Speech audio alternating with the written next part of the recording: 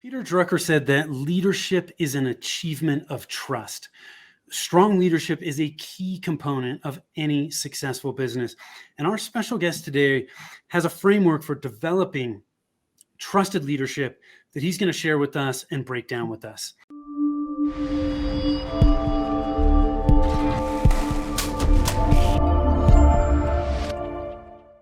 Hi, I am Tim Fitzpatrick with Rialto Marketing, where we believe marketing shouldn't be difficult. All you need is the right plan. I want to thank you so much for taking the time to tune in. And I am super excited to have with me today Dr. Toby Travis. He is the author of the book Trust Ed. Toby, welcome, and thanks so much for being here. Thank you, Tim. My pleasure. I'm excited to dig into this. Leadership is, it's a pretty broad subject, but it is an incredibly important one if you're going to run a successful business. Before we do that, though, I want to just ask you some rapid fire questions to help us get to know you a little bit. You ready to rock? Ready. Okay, good. When you're not working, how do you like to spend your time? Literally walking the dog or reading. And what's your hidden talent? For many years, I worked in show business as a magician. Okay, love it. What was your favorite trick? Ooh, that's a hard one. That's a really hard one. Well, probably when we were touring the stage show, we did a version of it's called the Metamorphosis, where the performer transitions in a locked box with the assistant. But we used a version of it that Doug Henning had developed a few years earlier, and where the performer would actually appear in the back of the auditorium or in the audience rather than in the box, and a third person would appear. But that was probably one of the favorite elements of the show. What's the best piece of advice you've ever been given? Make decisions slowly. I like that one. What's one thing about you that surprises people, other than being a magician? Well, and I'm a retired magician. I actually haven't performed in many, many years. Something that surprises people. I'm a country kid, although I'm been around the world, but in I think 27 countries now. My roots are I'm a country boy. What does success mean to you? Mission fulfillment and well-being. Where's your happy place? Home. And what qualities do you value in the people that you spend time with? Transparency, and yet authentic caring. Awesome. So tell us a little bit more about, I know you've got your book, Trust Ed. You've got a varied background. Tell us a little bit more about you, what you're doing, the types of people that you're working with at this point. Well, yeah, and I really kind of came into the whole academic world and consulting world as a second career, in some ways the third career, but the last about 15 years now. Been involved in school consulting. I've been a teacher, been an administrator, and currently serve as a superintendent and an adjunct professor, but also in years past have launched businesses and start businesses. Currently, I find myself mentoring and coaching other leaders of schools and organizations and nonprofits. And most of these, are small to mid-size organizations. So, I'm not meeting with Amazon or Goodyear. I'm talking with folks who may have anywhere from 20 to 200 employees, kind of a situation. And it really came out of an experience when I first came into teaching, and I was a bit naive and a bit surprised of how toxic the work environment was. And then I transitioned from being in the teacher role to the administrator role and had an opportunity to kind of address it and within the same school. And that was all happening at the same time where I was also pursuing my doctoral program. And so this just became a passion of mine to figure, okay, how do we make this better? And yes, there's been lots of work and research on trust and the importance of trust in leadership. My area of expertise really became, what does this look like specifically in a school setting? And really, again, most of my work today is helping school leaders. But what we've discovered is these principles are universal. Yeah. And so this is why it seems to be getting the attention in the business sector as well. And they're reaching out to me saying, hey, what does that look like for me? Because the truths are universal. We've discovered 6 major components of trust that must be in place. And I use the illustration in the book of a suspension bridge. And there are these major components of a bridge. And if they're not there, you're not going to trust the bridge. It's not going to get you to your destination across the body of water or the chasm or whatever the illustration may be there. But the point being, that's how trust works, is we may have, for example, great competency, but if we don't have solid values and beliefs about what we're doing, trust erodes away. And so we take a look at how to assess that, how to use the data from the assessment to intentionally improve trust levels in individual leaders and leadership teams. And the results have been really just amazing. No pun intended here because of my earlier career, but it's like magic. It's like if you get these pieces right, all kinds of great things start to happening. We've seen some business studies on this where one study came out, there was a highly trusted organizations of 180% greater profit. We see retention rates of employees go up. The bottom line gets stronger, retention gets stronger, community support gets stronger. That's really important for nonprofits and education sector, that when there are high levels of trust, there's more and greater volunteerism. There's been some major studies on the use of, what was the phrase? It was basically, how people use their free time and their free energy. Well, that increases tremendously in direct correlation to trust. So to answer your question, my work has become looking at how do we assess the trust level of the leadership in the organization. Then out of that data, how do we then kind of drill in and specifically develop skill sets, competencies, practices, and protocols that support high levels of trust within the organization, and then see what the benefits are from there. Well, I'm excited to dig into this. It's interesting. From a marketing standpoint, we focus on the fundamentals. And so I love how you talked about, look, these trust principles, they're the same. It's no different in marketing. It's the same for every business. Yeah. It's the whether you want to call them the fundamentals or the principles in any discipline, they do not change. They're universal. So I'm excited to dig into this. So the first thing I want to ask you is, why do 70% of business improvement initiatives fail? What's really interesting, if I may too, Tim, before I answer the question, is that stat holds true regardless of the sector. So I became aware, again, years ago, and the numbers have held right up to the present, 70% of school improvement initiatives fail. 70% of new business ventures fail. 70% of business improvements fail. And it's like that 70% number. So, right, when you dive in to figure out what's the why behind that, what you see mostly reported in the literature is it's all about execution.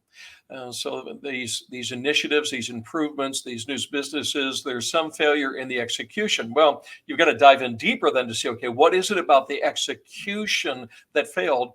And it always comes down to this: leadership. It's the John Maxwell quote, right? Everything rises and falls, and it's true. It all comes down to leadership. My research revealed the number one indicator of successful schools, and it didn't seem to matter how you measured or defined success, was trusted leadership. Well, it's the same thing here. Flip the question: why do 30% of business improvement initiatives succeed? They have trusted leaders who own the change, who own the improvement. They are deeply involved in it. I'm sure you're familiar with the work of Jim Collins. He talks about his level 5 leader.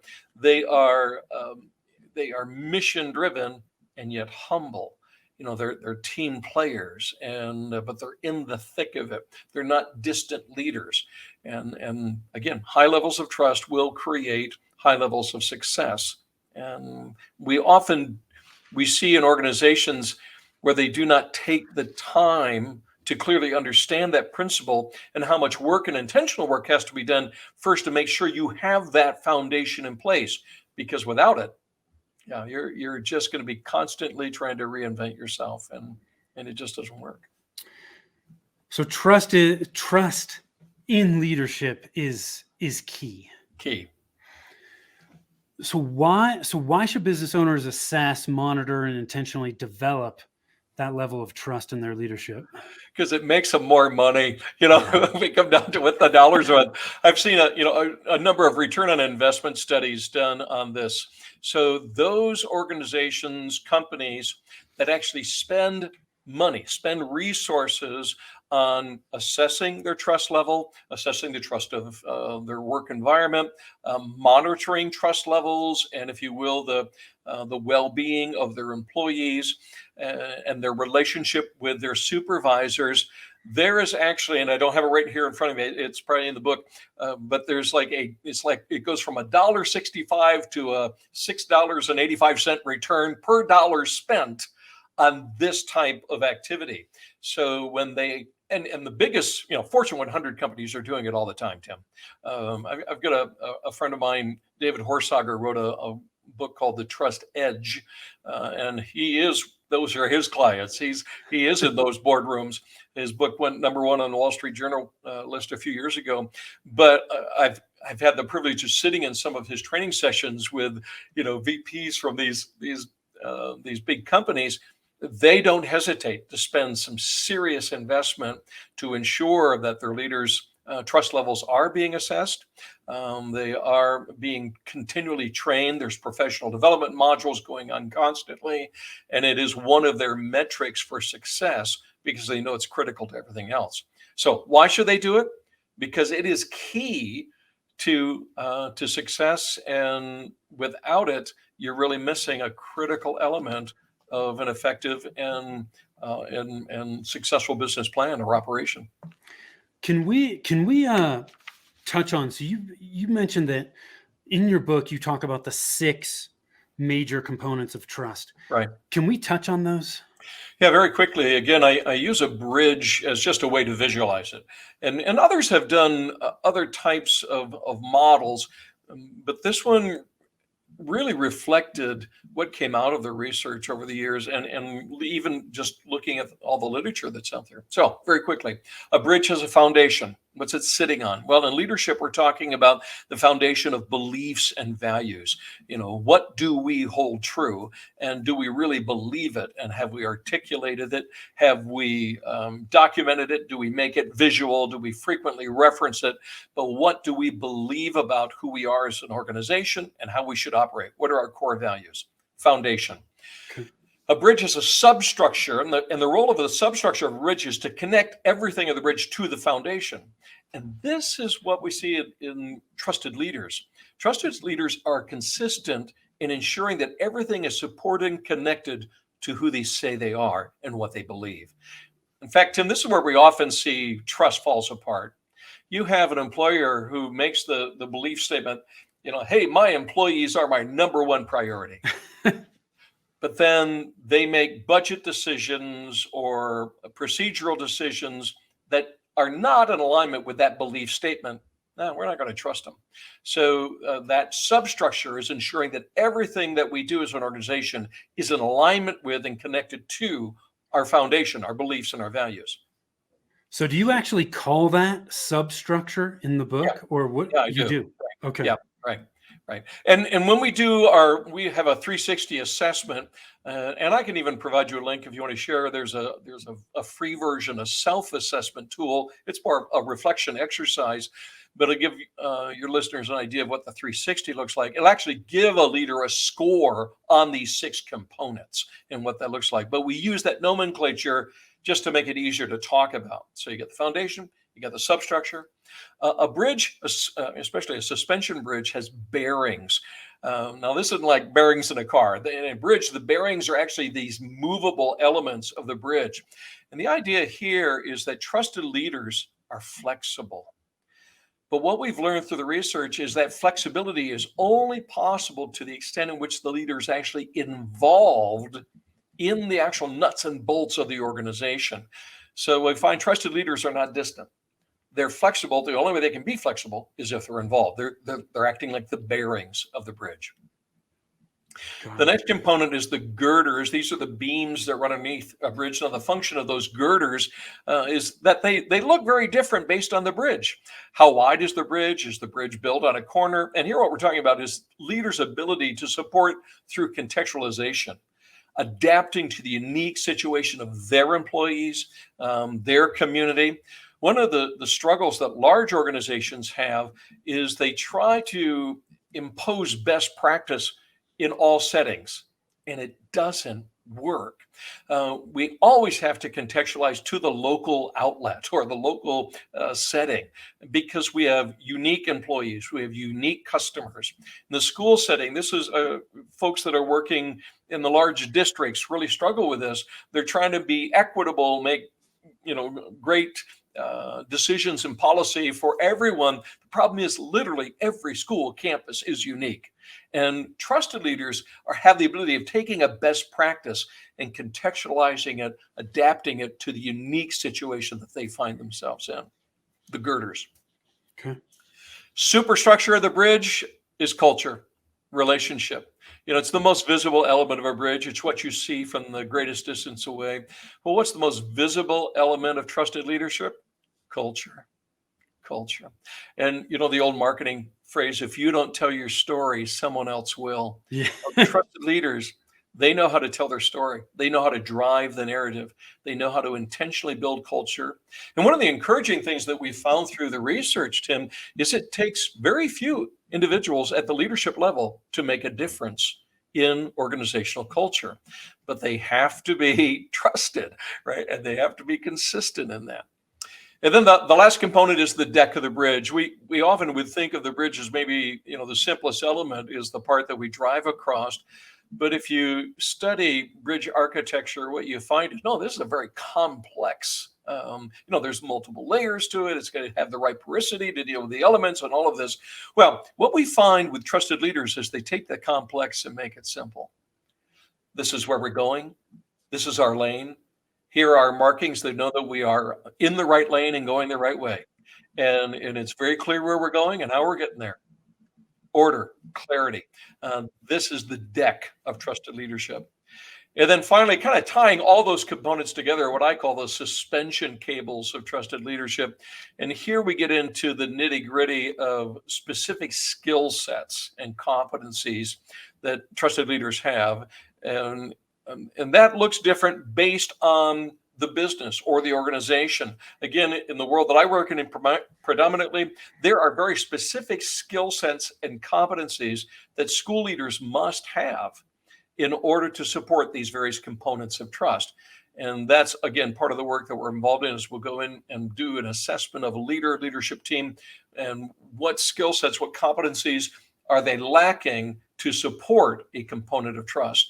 And it's also a great way to help HR. When you're looking at, who do we need to add to the team? Well, we do a 360 assessment of the team, and we're able to see, these components are strong. We need somebody who can really help us with, the girders, or somebody who's really good at articulating the foundational elements of who we are. But those pieces all need to work together for the bridge to be trustworthy as you go across, and for others to trust our organizations to invest in us, to buy our product, to attend our schools. Those elements all have to be in place. Do you find when you work with organizations on this, when you initially start, are you first doing a deep dive to establish what of these 6 elements they have in place, if any? Yes, right. That's always so. Actually, the very first place we'll start is just again a self-assessment exercise where we just kind of, okay, what do we think we are?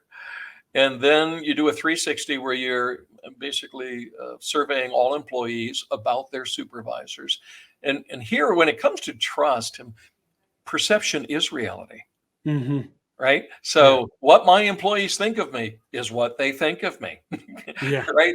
And so this is the data we're pulling is, okay, what do they think I'm good at and what I'm not good at, or what our team is. And in most settings, you're really assessing a team, because no one individual has all the skill sets to be successful in all 6 components. You need a team. So it's identifying what are my strengths, what are my areas for improvement, and those within the team. But yes, you dive in. You got it. I'm a data geek, so you've got to have the data. Otherwise, you're just guessing. And Right. Tim, it's all about speed, right? We all want to know, how do we get this organization in a better place faster? Yeah. Well, what we have found is, let the data drive the professional development. Let the data drive the improvement. There are so many things that any organization can be working on, and there's so many pop ideas too, and there can be good work done. But we find those if we drill down to the data, let the data drive and inform us as far as what our professional development is going to look like. Greater speed. You just get there a lot faster. Got it.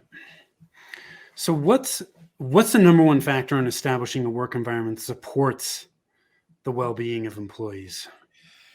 That's a tough one, other than what we've already said, trusted leadership. But I Yeah. think very specifically there's transparency. So employees want to know that they can trust their leader. They want to know and believe that, okay, there's no hidden agenda here, and they want to know the good, the bad, and the ugly. Yeah. So I would say, certainly, if it's not the number one, it's one of the top factors in establishing a positive work environment. Well, and let me give you a very specific thing, something your listeners, if they're business owners, can do. Okay. One of the activities that I will do with a client organization is, I'll say, send me anything you've got in writing as far as your employee manual, operational procedure manual, founding documents, that sort of thing. School settings, send me your school, your handbook for parents and students. And what I do is I scan through, and anybody can do this. This doesn't take rocket science to do. And you scan through those policy documents looking to see, have we established any policy that's based on the assumption of distrust? Right? You follow me? Yeah. Right. And what we're looking at is just doing a self-analysis. Are we feeding a culture of distrust? And usually what has happened is some employee at some time blew it. They did something they should not have done. And what we did to respond to that is we created a policy that punishes everybody. Right. And so what I challenge business owners and leaders and organizational leaders to look at is, okay, if there's some way to get this done without punishing everybody, how do we turn this into an organization where we're going to assume trust? And when trust is broken, we deal with it individually. That's what I mean but also transparency is, are we intentionally creating a culture and environment of trusted activity? And what we have found, again, through the research, is that it's less expensive to operate an organization where there's high levels of trust, where we don't have to have all kinds of systems of monitoring in place. And if we have to have high level systems of monitoring in place to ensure our workers are doing what they're supposed to be doing, well, what we hire them for in the first place anyway? Right. It's like, you got the wrong people on the bus, Collins would say, right? Yes. Yeah. So, that's a practical way to start with, okay, how do I get reflective about this in what we're doing?